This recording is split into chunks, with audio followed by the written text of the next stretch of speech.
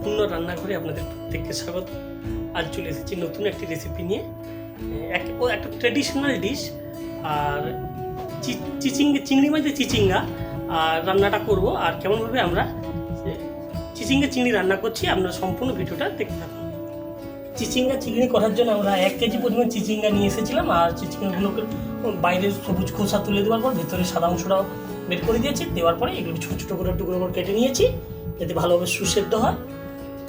আর নিয়েছি 200 গ্রাম চিংড়ি মাছ। পুজো চিংড়ি পাইনি, তাই বড় চিংড়ি নিয়ে এসেছি।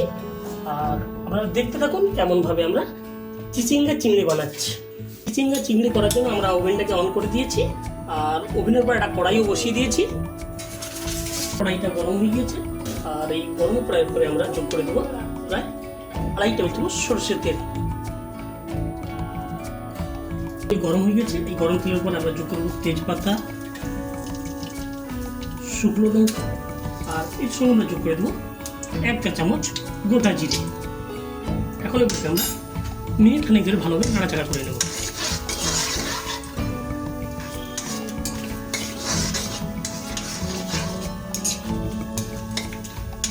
এখন আমরা কড়াইয়ের উপরে যোগ করে দেবো 50 গ্রাম পরিমাণ পেঁয়াজ কুচি।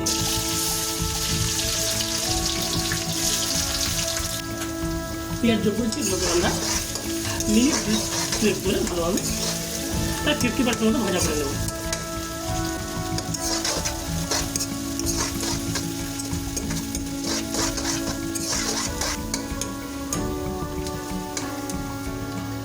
প্রায় 2 মিনিট ধরে আমরা পেঁয়াজগুলো 50% মতো ভাজা করে নিয়েছি।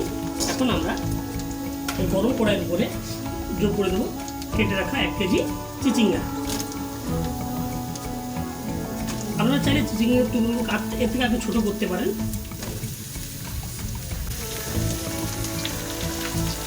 সমস্ত চিচিঙ্গাটা আমরা যোগ করে দিচ্ছি। এখন আমরা কড়াইয়ের উপরে যোগ করে দেবো প্রায় 1/2 টেবিল চামচ আদা পেস্ট। এখন এটাকে আমরা মিনিট 5 ধরে লো ফ্লেমে কষাতে থাকবো।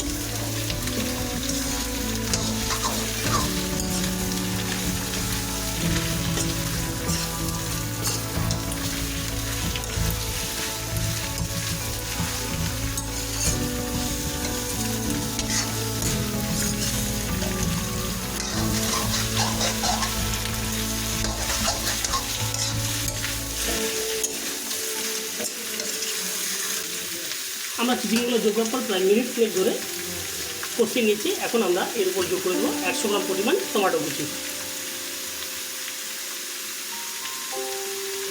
টমেটো কুচি যোগ করে দিয়েছি। আর এই রান্নাটা সম্পূর্ণ আমরা কাঁচা লঙ্কা দিয়ে করবো, তার জন্য এর উপর যোগ দিলাম 10টা চেরা কাঁচা লঙ্কা। আর আপনারা যেমন ঝাল খাবেন সেইভাবে কাঁচা লঙ্কা যোগ করবেন।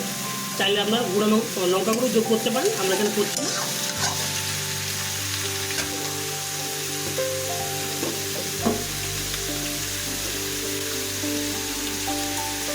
হাফ চা চামচ ধনে গুঁড়ো যোগ করে দেবো প্রায় 1.5 চা চামচ পরিমাণ লবণ, প্রায় 1.5 চা চামচ হলুদ গুঁড়ো। তো মশলা সঙ্গে কাঁচা লঙ্কা টমেটো কুচি যোগ করে দিয়েছি। এখন এটাকে আরও আমরা মিনিট 7 ধরে লো থেকে মিডিয়াম ফ্লেমে কষাতে থাকবো।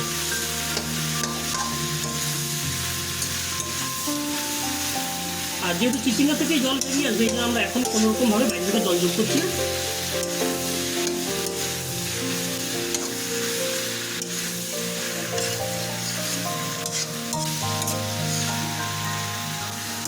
সমস্ত গুঁড়ো মশলাগুলো যোগ করার পর এটাকে আমরা প্রায় মিনিট 5 ধরে কষিয়ে নিয়েছিলাম। এখন এটাকে আরও মিনিট ধরে কষিয়ে নেব। আর 50% মতো চিচিঙ্গা সেদ্ধ হয়ে আমরা এরপরে কাঁচা চিংড়ি মাছ যোগ করবো। আর চাইলে আপনারা ভাজা চিংড়ি মাছ যোগ করতে পারেন, আমরা কাঁচা যোগ করছি। আজ চিচিঙ্গা রান্নার সময় করার সময় আমাদের কড়াইতে একটু বেশি পরিমাণে তেল পড়ে গেছে। আর বর্ষার সবজি রান্না করার সময় একটু কম তেল ব্যবহার করবেন। আমাদের একটু তেল বেশি পড়ে গেছে। মিনিট ধরে গুঁড়ো মশলাগুলো যোগ করার পর চিকেনগুলোকে কষিয়ে নিয়েছিলাম। আর চিকেনগুলো প্রায় 50% মতো সেদ্ধ হয়ে গেছে। তাই এখন আমরা কড়াইয়ের উপর যোগ করে দিলাম 200 গ্রাম চিংড়ি মাছ। আপনারা চাইলে কুচো চিংড়ি ব্যবহার করতে পারেন, কুচো চিংড়ি ব্যবহার করলে ভালো। কুচো চিংড়ি যোগ করে দিয়েছি।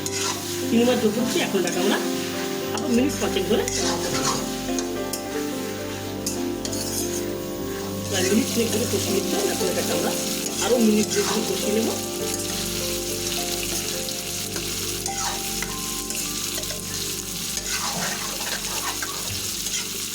চিংড়ি মাছটা যোগ করবো আমরা 5 মিনিট ধরে চিংড়ি মাছ আর চিকেনগুলোকে কষিয়ে নিয়েছিলাম। এখন আমরা কড়াই করে যোগ করবো পরিমাণ মতো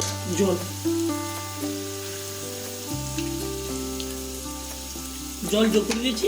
এখন এটাকে মিনিট 5 ধরে ভালোভাবে সেদ্ধ করে নেব। এর থেকে বেশি আর কোনো রকমভাবে আমার বাড়িতে জল যোগ করবো না। গ্যাসের ফ্লেমটাও একটু বাড়িয়ে দেবো। মিনিট 5 ধরে এটাকে সেদ্ধ করে নেব। জলটা যোগ করার পর আমরা প্রায় মিনিট 2 ফুটিয়ে নিচ্ছি। এখন এটাকে আরও মিনিট 4 ধরে ফুটিয়ে নেব। জল যোগ করার পর আমরা চিকেনগুলোকে মিনিট 5 ধরে সেদ্ধ করে নিয়েছি। আর দেখতে পাচ্ছেন যে চিকেনগুলো খুব সুন্দরভাবে সেদ্ধ হয়ে গেছে। আর এটা ঠান্ডা হলে কড়াই থেকে খুলে অন্য একটা পাত্রে নিব। তার আগে আমরা ওভেনটা বন্ধ করে দেবো।